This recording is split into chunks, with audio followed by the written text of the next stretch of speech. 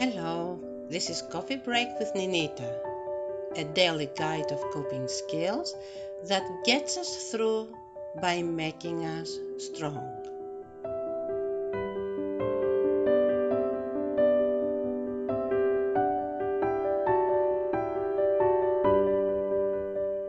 What is about disappointments that makes it so painful? The fact that when we are planning, expecting, looking forward to something to come to our lives, we tend to put all our effort or our energy onto it.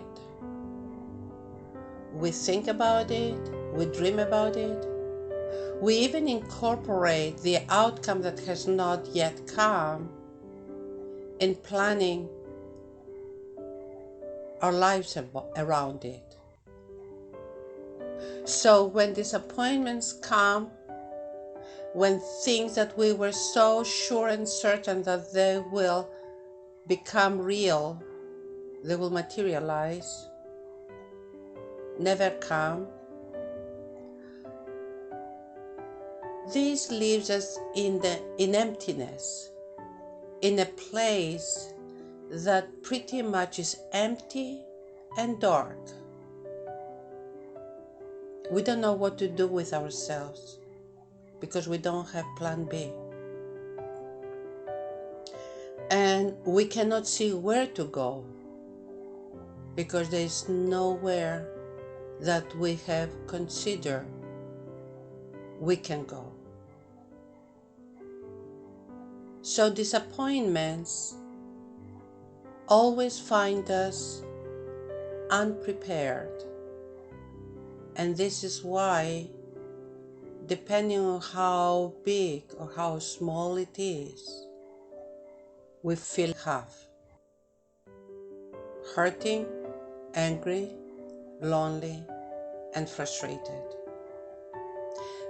Whether this has to do with work, career, school, relationships, and the list goes on and on. Whether this has to do with health, disappointment brings us into a reality that was not real up to that point. What we need very much is the ability to do without, to be without. A good way of preparing ourselves how to cope with disappointments in life is by not always getting what we want. Unfortunately today, this is very hard. It's very easy to get what we want. Before the coronavirus pandemic, it was easier. Now, anytime we find out that events have been cancelled or plans have changed, usually we react with the disappointment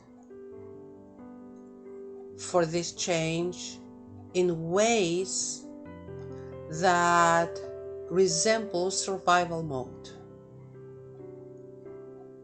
There's the kind of disappointment that we might say it's a shame, and we adjust to doing without. And it is the other kind of disappointment that we face with denial.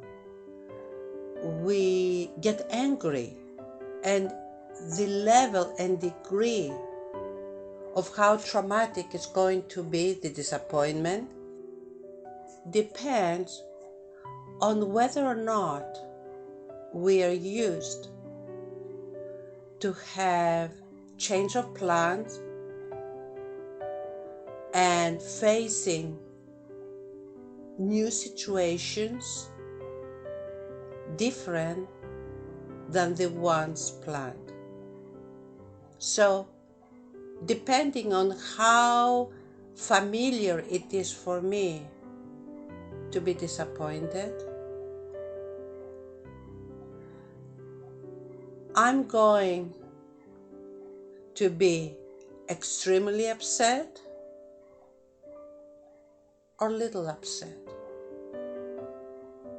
What I'm saying is that there is a lot of value in learning to endure disappointments. And it starts from when we're little children. When parents say no to our desires and wishes when we are small, sometimes they feel guilty. Sometimes they don't want to hear the drama of our reaction when we hear no. So what happens is people give in, and whatever was disappointing for not happening gets reinstated as a result of our reaction. The problem with that is that as we grow older, we expect that depending on how painful it is for us, whatever changes of plans happen, we expect that the situation is going to be reinstated. If I am extremely upset at what has happened and we feel it is unfair, somehow we expect that the situation will change. And whatever gave us that disappointing feeling will go away because the situation that we were hoping to have will return. We see that with people planning big weddings and big anniversaries and events during times of pandemic, and the reaction, because the plans will change, are very intense. Again, what we are lacking, what we are missing, is being flexible. How can we become more flexible and more prepared for disappointments? Comes with having in our lives opportunities where we endure those moments following disappointments.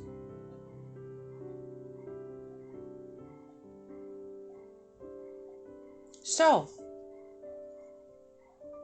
when things don't happen as expected because of whatever reasons, we tend to react in ways that at times feel like being helpless, because those disappointments open the door to emptiness and to darkness. It's empty because without it, I don't know what I'm going to do. And dark because without it, I don't know where to go, where to turn. So we need to do something to prepare ourselves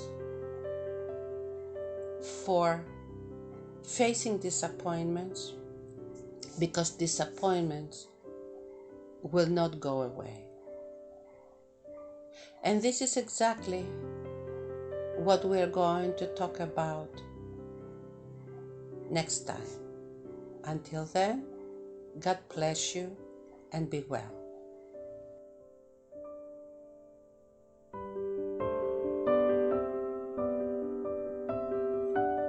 Please leave your comments and suggestions on Facebook or email us on staywhole@gmail.com. Until tomorrow, stay well and God bless you.